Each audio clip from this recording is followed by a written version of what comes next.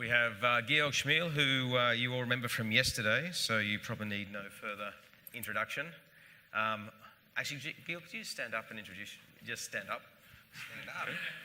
Okay. Okay. Did you lose a bet last night? No. Anyway, sit down. Okay. I think it's a great T-shirt. I don't know. Oh, boy. You try working with him. Oof. Okay, Gabriel.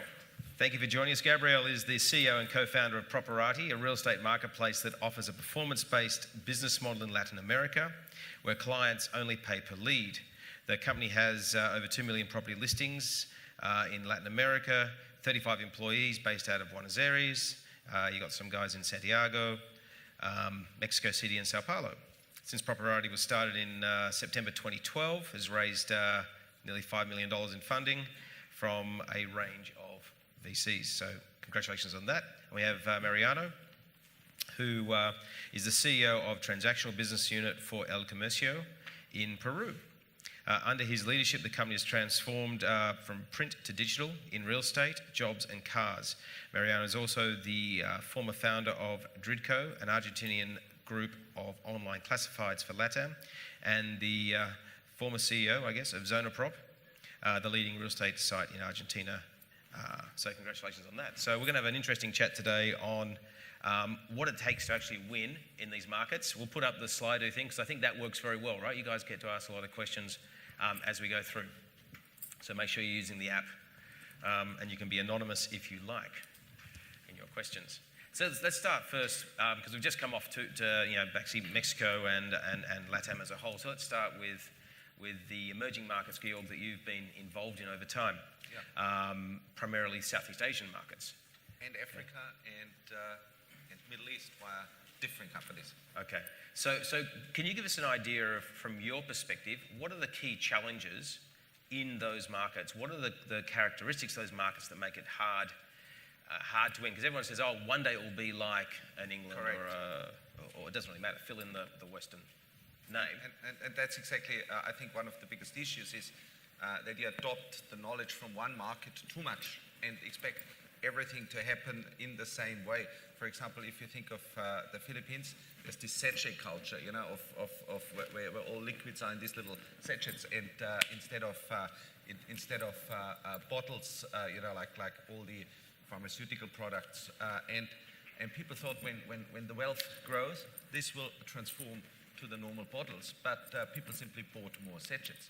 So I know it's a very, very silly or simple example, but the most important bit is you don't try a copy-paste approach. So if you look back in many companies, in iProperty, as well as in Truvai and so on, initially people tried to very much copy the Australian experience, ignoring the fact that the Australian market was not or is not the same. It works to a certain extent, but eventually understanding the local market, understanding the local requirements is fundamentally important. Okay. Well, Gabriel, from your perspective, because you're sitting looking at these Latin markets, you're in an attacker mode. How easy is it to win, and what do you see as the differences? Because as you go through each of these different markets, what are the nuances? What are the things that are subtly different? Yes.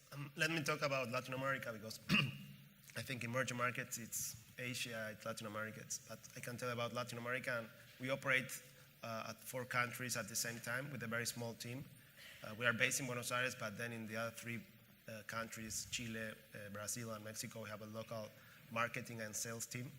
And we have made a lot of mistakes trying to copycat what works in Argentina and then scale that in the other countries. For example, we sell leads, and for us, it's a lead is someone that completes a form, okay, very simple. But for example, in Chile, our clients that don't want to pay the lead if that doesn't include the root, which is the social security number. So for us, it was very difficult to understand why is that a requirement for a lead, why you need to put that information if you only want to contact the realtor. And we have to change our form and to include the root number and its requirement for a lead to be generated and to be paid for us. And then we understood that that was normal in Chile. So people in Chile want to, when they ask for a price or for a lead, they put all this information. It's something normal. And that was not normal in our mind or in their countries. Just to give you an example. And the other thing I was thinking when you were talking is, for example, if you take Remax, in Argentina, for example, it's a successful company. It's in 10 years, now it's #1 realtor, and they grew a lot. If you walk just around Buenos Aires, you will see Remax brand everywhere.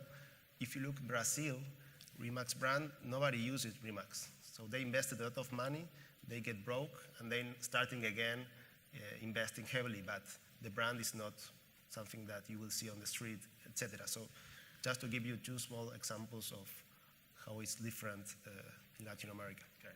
And let's chat about the Peruvian market. My wife's Peruvian, so this is closer to me. What are some of the challenges that you see in that market? It's an emerging market.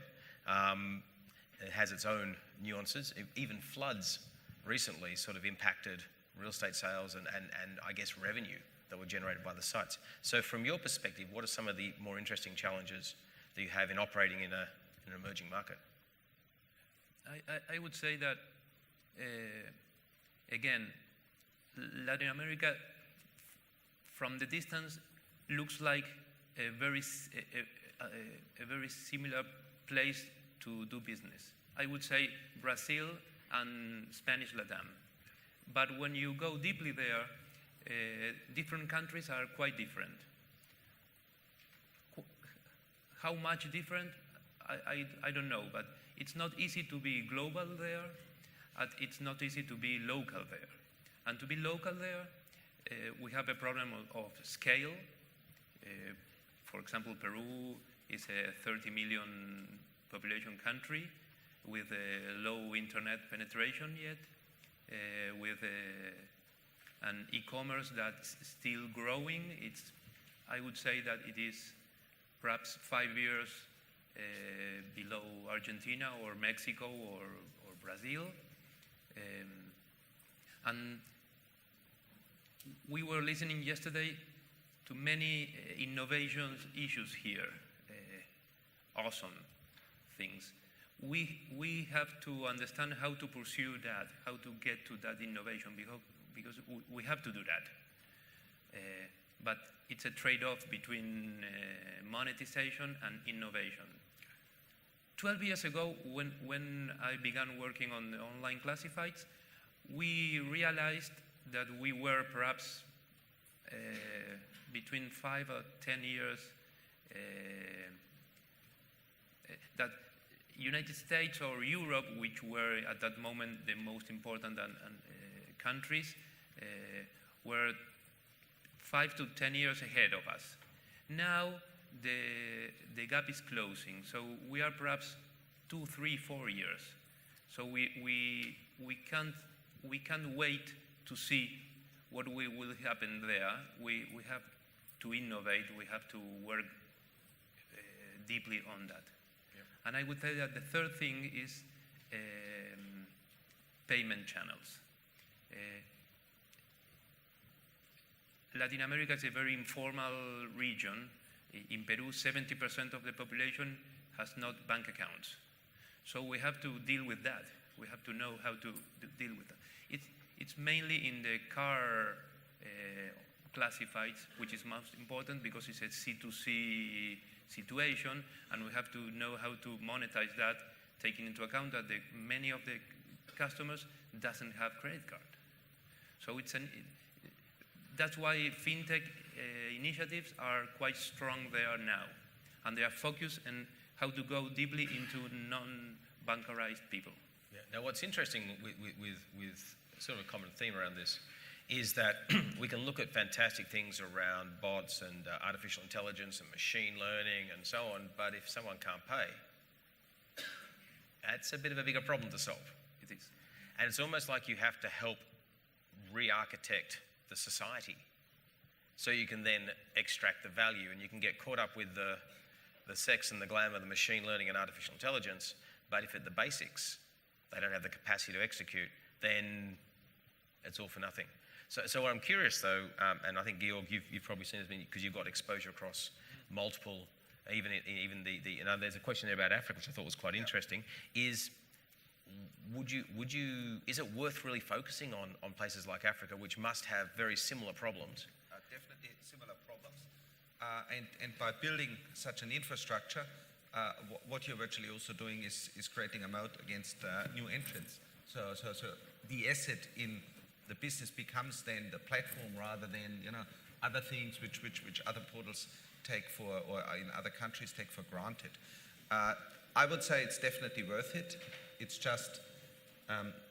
just requires probably a different approach, as we said before.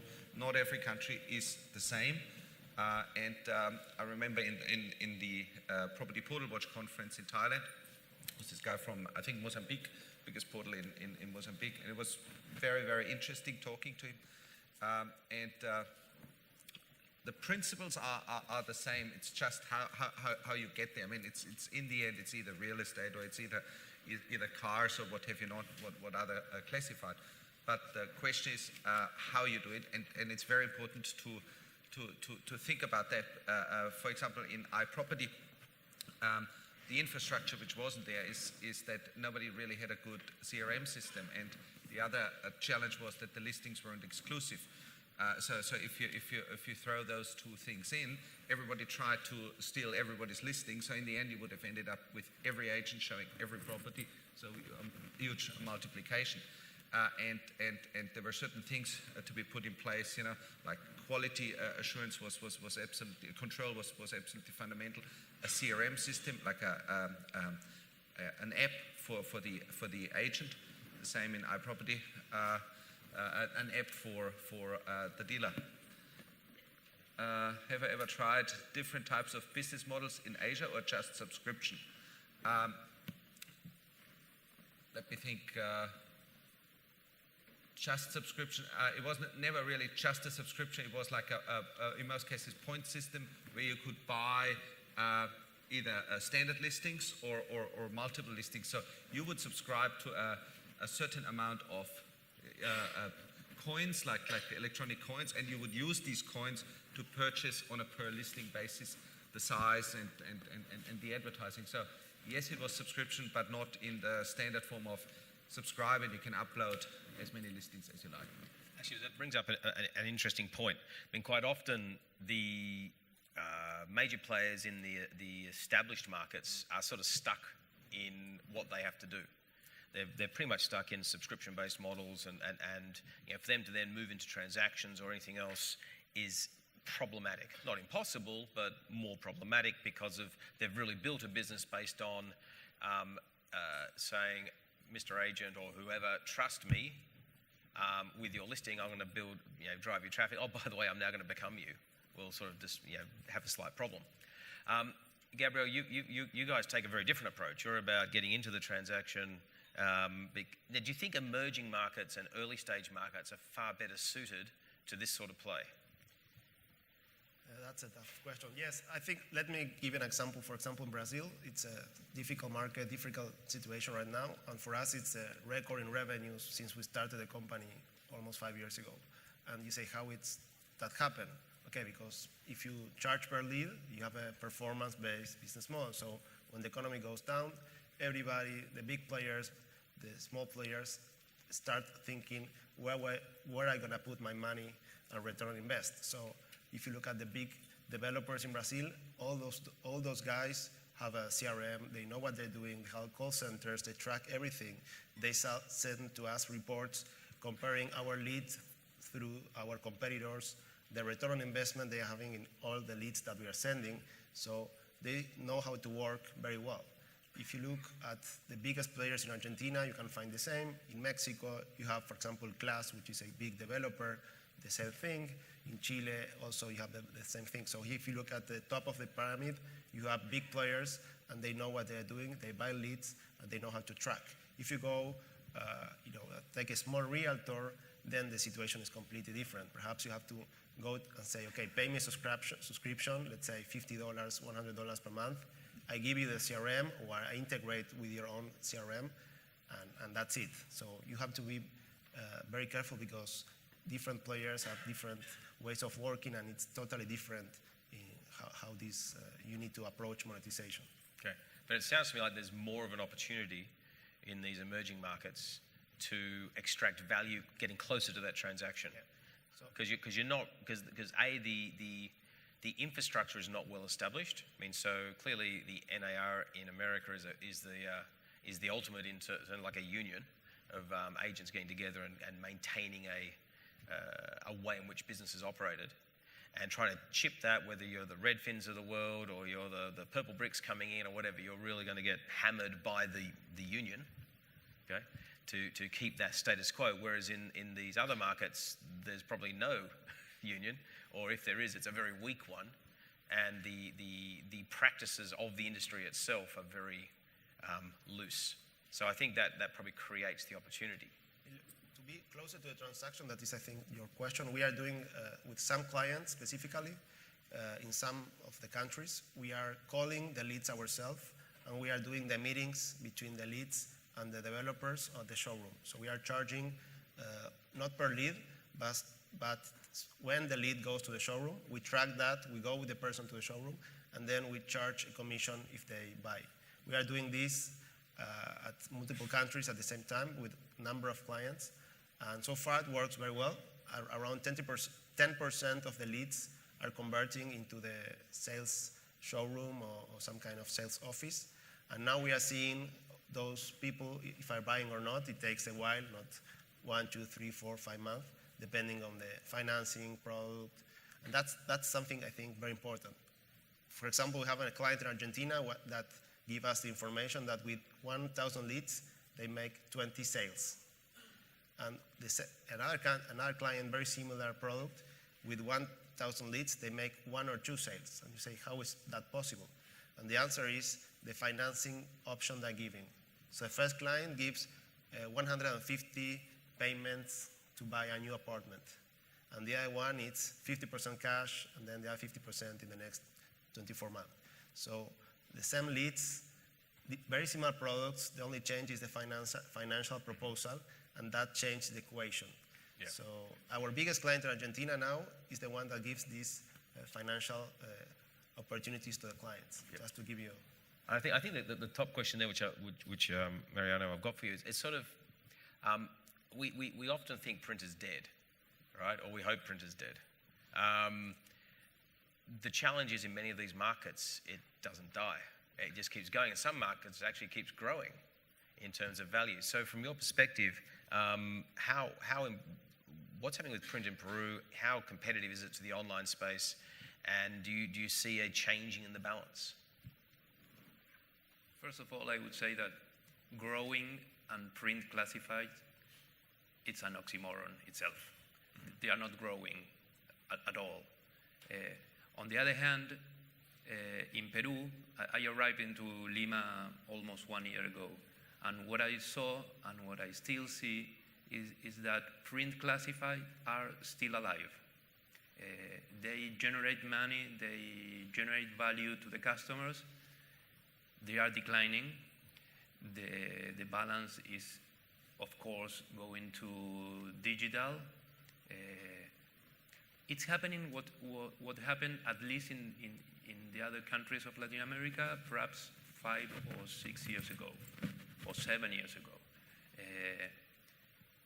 I think that the future is already written. The print will go on declining, and perhaps in the next 2 or 3 years, we will see 90% digital classifieds and still 10% or 15% market share for print, but not more than that. Okay. And how do you guys approach that? Do you actively go after your print classifieds to move them to online, knowing that you're shooting yourself, partly?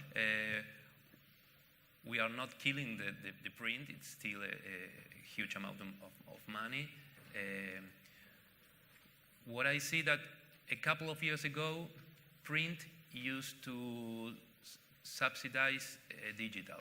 Now what we are doing is from digital subsidize print. If you buy something digital, I can give you something, the print for a lower rate. That's the changing rules of the industry. Yeah. Okay, which makes sense. Now, Africa keeps coming back, Georg. I know, it just doesn't want to go away. I mean, right? which countries best to invest in, I can only answer it from an iFlix point of view. So the Ghana region is very good. Or is very attractive. Nigeria, the only challenge is FX, like foreign exchange, and getting money out, and obviously also to a certain extent the corruption. And the Eastern African, there's the pocket there around Kenya, Tanzania, and then obviously the northern part shouldn't be forgotten. Because South Africa is, I think, excluded already, or was already mentioned apart from South Africa in the question. I can't see the question. Yeah, this question's fine. Cool. Okay, so a couple other questions, but I think it's interesting. It says, is Properati planning to enter a commission model for closed sales? So we are doing these tests, and we're going to see what happens. We want to... I'm glad you want to see what happens. I can give you the answer in the next conference. Okay. Yes. For those who want to come to Lisbon, all will be revealed. I think it's important, though, that businesses are aggressively going after the funnel. When you think about it, it's a funnel at the end of the day, right? You want to have people come visit the site, engage around a listing, or create awareness, engage around a listing.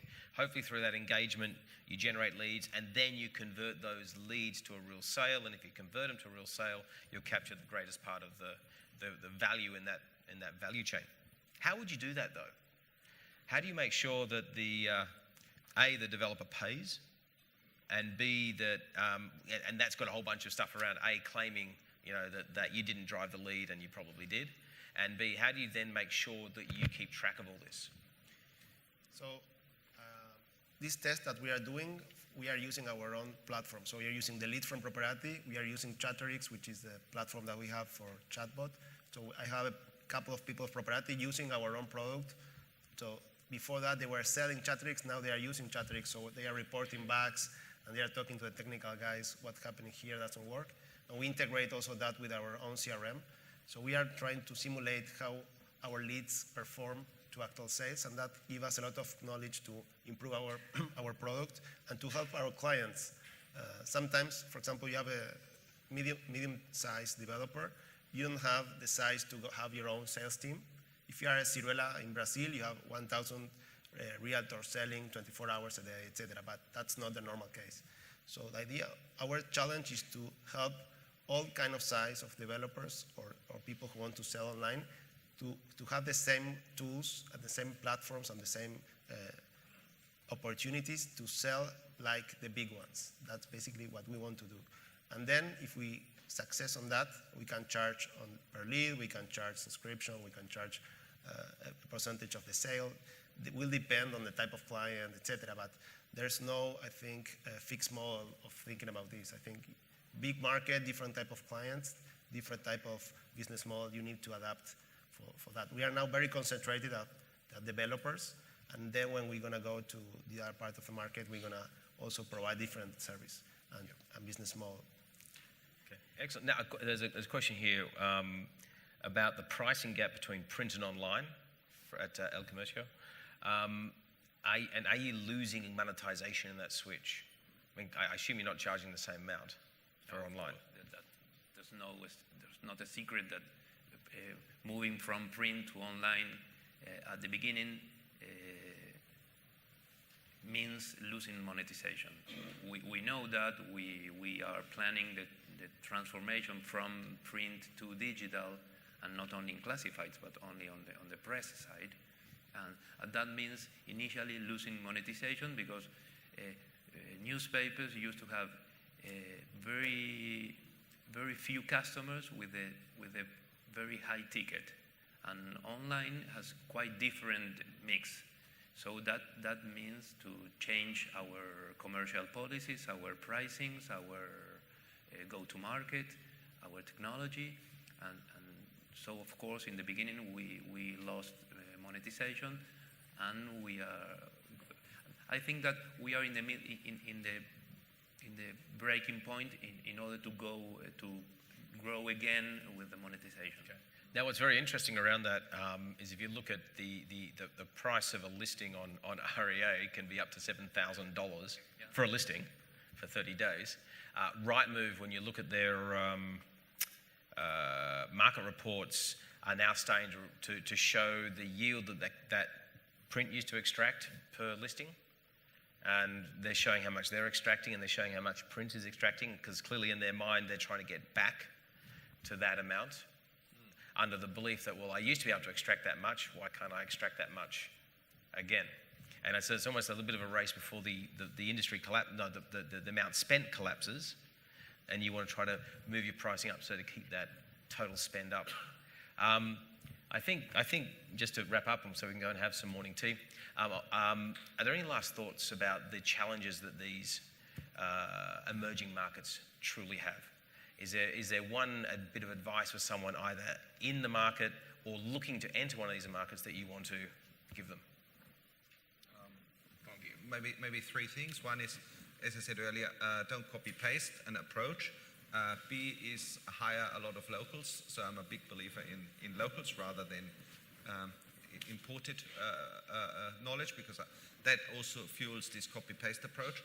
And third thing is really study the market hard and talk to the agents or talk to the dealers or talk to whatever industry you are in, and really understand how it works, what the nuances are. Yes, I think that every experience is different.